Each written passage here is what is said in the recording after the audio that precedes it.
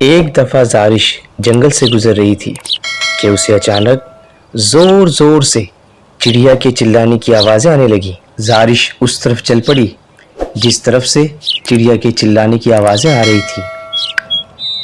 قریب جا کر دیکھا تو چڑیا ایک کٹے ہوئے درخت پر بیٹھی ہوئی تھی۔ زارش نے اس سے پوچھا، کیا ہوا چڑیا؟ تم کیوں چلا رہی ہو؟ چیخیں کیوں مار رہی ہو؟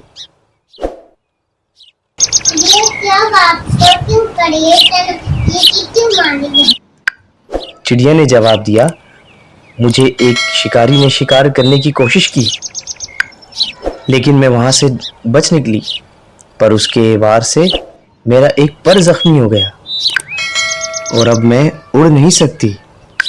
کیا تم میری مدد کرو گی؟ زارش نے چڑیا سے کہا، ہاں میں تمہاری ضرور مدد کروں گی، آؤ میں تمہیں تمہارے گھر لے جاتی ہوں۔